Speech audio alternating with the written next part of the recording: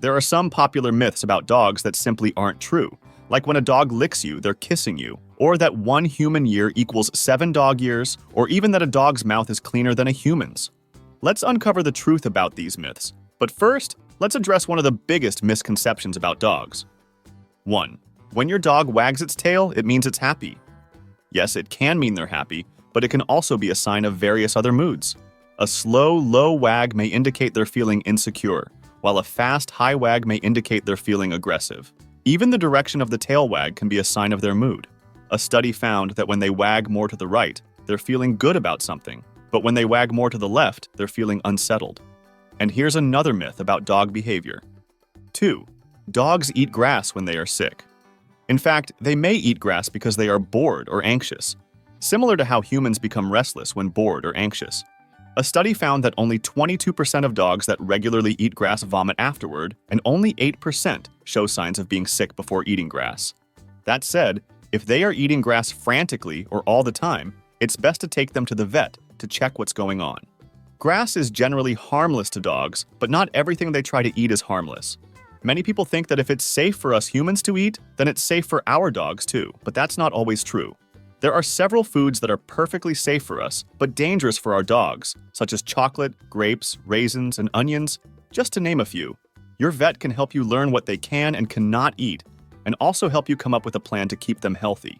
Now, let's talk about a myth that almost everyone thinks is true. 3. 1 human year is equivalent to 7 dog years. This probably started because people said humans live about 70 years and dogs live about 10 years, but that's quite inaccurate. Small dogs often can live up to 15 years, while some larger breeds may only live up to 8 years. Additionally, dogs mature faster than humans. According to a chart from the AKC, a dog's first year of life is roughly equal to 15 human years, and after that, 1 year of your dog's life is about 5 human years. Here, I'll talk about a slightly sensual myth, but first, if you love animals and all sorts of trivia about dogs, subscribe to our channel to never miss our future videos about these beloved friends. Now let's move on to the next myth. 4. Many people think that only male dogs mount other dogs, objects, or our legs, but females can do it too. The act of mounting isn't always sexual. It can be a display of social dominance, or the dog might be overly excited and doesn't know how to express itself otherwise. Additionally, many people think that only male dogs lift their leg to urinate and mark territory, but females can join the party too. They may lift their leg to mark when they're in heat to inform males what's going on, or simply to let other dogs know that's their territory. The size of the female can also have an impact, with smaller females typically lifting their leg more than larger females. But no matter if you have a male or female dog, the next false myth affects all dogs. 6. Dogs need to chew bones. Many dogs love to chew, and there are plenty of benefits to it, like helping them relax and also cleaning their teeth. But giving real bones to your dog can result in a serious accident. They can splinter and cut your dog's mouth, throat, or stomach, as well as being too hard and breaking your dog's teeth. If you boil the bones, they can splinter and cause choking or get stuck in the stomach. Of course, if you don't give your dog anything to chew on, they'll find something on their own, something you probably don't want them to chew on, like your shoes. So instead of leaving the door open for your dog to chew whatever they want, it's preferable to give them nylon toys, like this flexible bone or rubber toys found in pet stores that won't hurt their teeth or stomach. And speaking of your dog's health, here's another misconception people have. 7. Many dog owners think they should shave their dogs in the summer, but this can be problematic for several reasons. First, by shaving, you remove their natural protection against sunburn and insect bites. And if your dog has a double coat, like shepherds and retrievers for example, you'll be depriving them of their natural ability to regulate temperature, which can cause them to overheat. If you're thinking of giving your dog a new look, talk to your vet to see what's best for your furry friend. There's another mistake that people make that harms their dogs, but first, let's talk about a myth that might make you reconsider the next toy you're going to buy for your dog. 8. The myth that dogs only see black and white. In reality, they can see colors, but they don't distinguish them as well as humans. For your dog, red is just a dark color, appearing brownish, gray, or black, and yellow, orange, and green all look somewhat yellowish, but they can see blue well. So next time you grab a can of tennis balls, consider buying blue balls instead of green ones so they stand out more on the green grass. Dogs being unable to see colors is a relatively harmless myth, But the next myth can really harm your relationship with your dog if you don't know it's wrong. 9. The myth that you need to be the pack leader. We all know that in wolf packs, there's an alpha wolf who is the dominant leader, and since dogs descend from wolves, you need to be the pack leader, or else your dog will try to assume that position. However, wolf experts like Dr. David Meck have changed their minds about the concept of wolves competing to be the dominant alpha wolf. Today, scientists say that wolf packs resemble more of a family, with the leader being the parent or another dog, rather than a competitive dictatorship, as everyone used to think. What this means for you as a dog parent is that you don't need to dominate them or never let them walk in front of you, eat before you, or get on your furniture. These decisions should be based on what you want your dog to do, not out of fear that they'll think they're the alpha in your house. And speaking of the concept of aggressive alpha dogs, here's another myth. 10. Playing tug of war will make your dog aggressive, and letting them win at tug of war will make them think they're dominating you. This simply isn't true, and in fact, playing tug of war with dogs can help strengthen your relationship with them. You both have fun together and get some exercise, which strengthens the bond between you. Additionally, you can use this time to teach various commands. Your dog can learn to release the toy, learn that bringing their toys back to you can be fun, and you can mix in different commands and tricks between tug of war sessions. But that's not the only myth about dog play. Here's another one. 11. All dogs love to play fetch. This is a bit like saying all children love candy. Sure, many of them do, but not all. So if fetch isn't your dog's favorite activity, don't worry, they're not broken. Just see what activities they enjoy and do those activities with them. And speaking of fetch, here's another myth that might surprise you. 12. A quiet dog is a good dog. Let me ask you, is a quiet child a good child?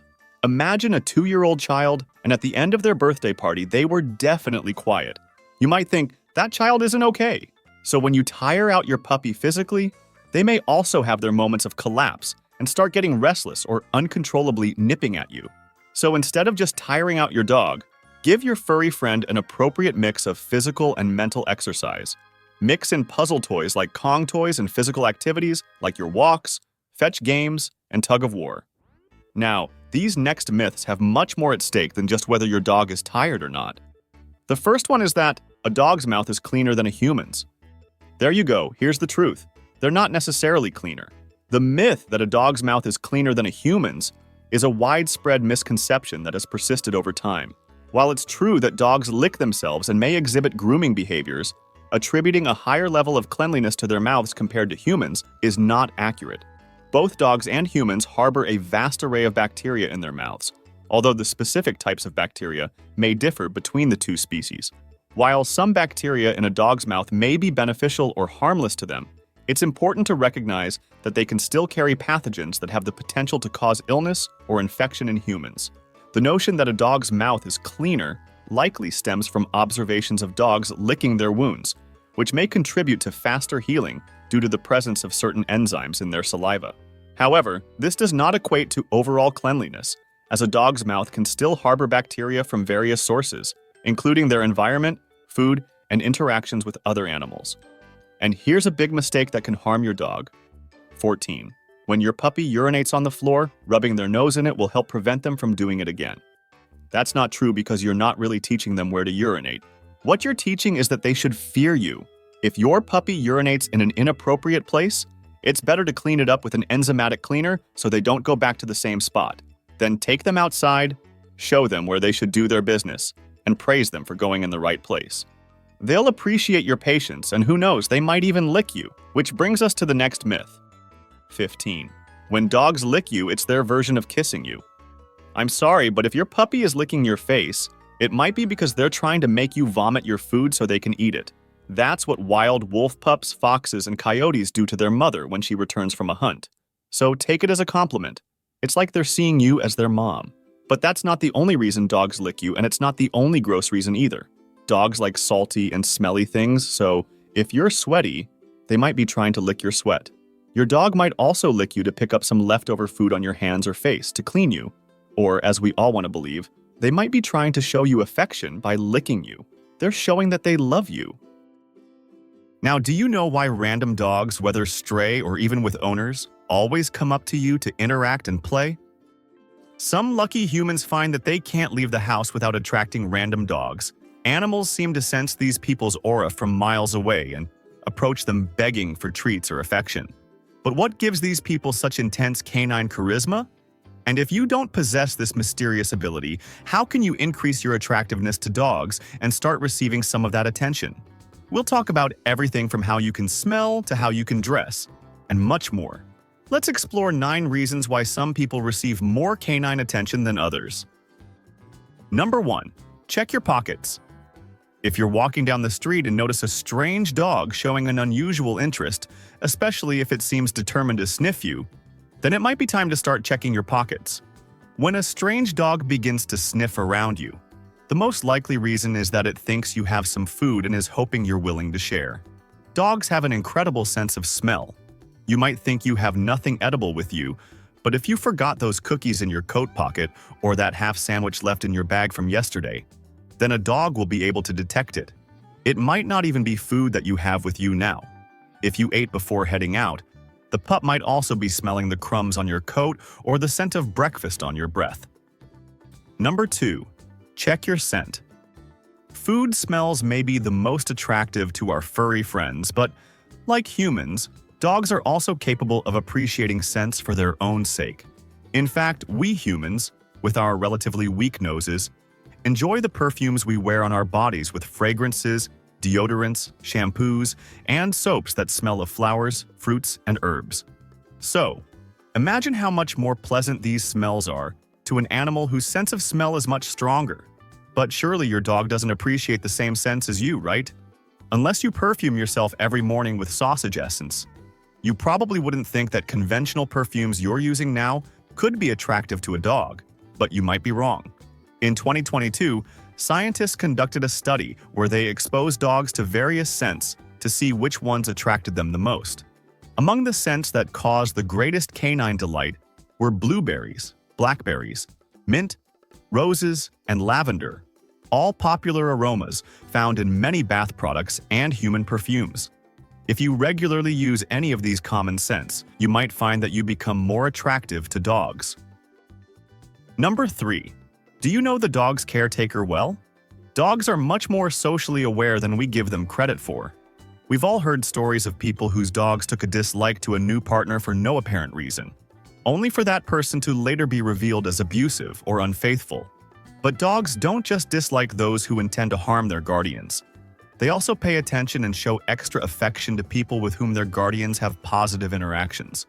Even if you and the dog's caretaker aren't great friends, if you habitually greet them cheerfully when you meet on the street or stop to chat about the weather, the dog might have noticed and decided it likes you because of it. Number 4. How do you look? Sometimes the reason a dog likes you has nothing to do with you personally, and instead is related to who you remind it of. Just as a dog that has been mistreated in the past may become nervous or aggressive around people who remind it of its former bad caretakers, dogs that have been well treated in the past may end up becoming overly friendly with people who look or smell like their old friends. If a strange dog approaches you and greets you as if it's known you all its life, it might be because you reminded of someone it knew when it was a puppy. Number 5. How are you feeling? Dogs are famous for being good at picking up on human emotions. You might have heard people attribute this to their being highly empathetic or having some sort of psychic bond with their human guardians, but the answer is actually much simpler. Emotions have a smell, or rather, the hormones the human body releases when we feel specific emotions have a smell. The scent is too faint for the human nose to detect. But for a dog, it's as clear as the big sensitive nose they have on their face. Most dogs recognize, at some level, that humans are more intelligent and more powerful than they are, and therefore they tend to follow our social cues. If a dog smells that a human is scared or anxious, it's likely to think, "Wow, this situation must be really bad if even the human is scared," and they end up getting scared too. On the other hand, if you're in a good mood, a dog is likely to be able to sense that in you and recognize that you might be open to receiving some doggy affection. Number 6. What are you wearing? You may have heard that dogs are colorblind and assumed that this means they see the world in black and white, as if your dog were permanently living in a detective movie. But that's not true. Dogs can't see all the colors we see, but they can see some. The two colors dogs can see most clearly are yellow and blue. So if your outfit features these colors prominently, dogs are likely to find you very interesting. Dogs also find it easier to distinguish people from the rest of the environment if they're wearing contrasting colors and distinct patterns. Your bright blue sweater with yellow polka dots might not be the height of human fashion, but dogs are likely to find it very attractive. Number 7. What does your voice sound like? A dog's favorite voice will always be that of its human caretaker, no matter how that voice sounds. But when it comes to more generic human voices, dogs can be a bit more particular. They tend to prefer higher-pitched voices, which explains why they respond so well to baby talk and cheerful tones.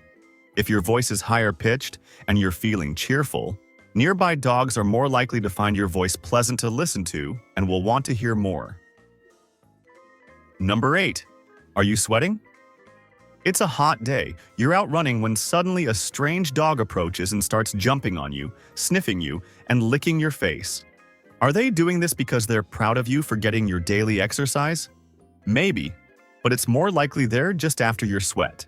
Humans have special glands called apocrine glands, which are found in the armpits and groin area, and release that super smelly sweat that gives us body odor.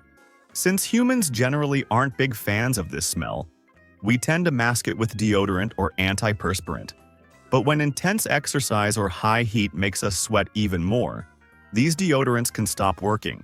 When that happens, while other humans want to keep their distance until you take a shower, dogs want to get closer so they can really get a good whiff of you. On a slightly grosser level, sweat also contains salt. That tasty little salt dogs love to lick from our skin. Number 9. What time of the month is it? This is really only relevant for half of our audience and is even more embarrassing than the sweat issue. Dogs love the smell of menstrual blood, so much so that if you don't keep an eye on the bathroom trash, they might even try to eat your used pads. Definitely don't let them do this. Besides being pretty gross, there's a high risk your dog could choke or develop an intestinal blockage. If you're on your period right now, you might find that dogs start showing more interest in you. It might be comforting to know that these dogs aren't sniffing you because they're particularly interested in the smell of your blood itself, but rather because the change in the smell of your pheromones, caused by hormonal changes during your menstrual cycle, makes you seem more attractive to dogs. The same change occurs later in your cycle when you ovulate, and studies have shown that ovulating women are also more likely to receive extra attention from dogs. Now that you know why that unfamiliar dog loves to jump on you during a walk, how about finding out whether your dog sees you as a mom, a dad, or just a food provider? In this video right here on the screen, I talk exactly about that. Click on the screen and keep going with me in the incredible world of dogs.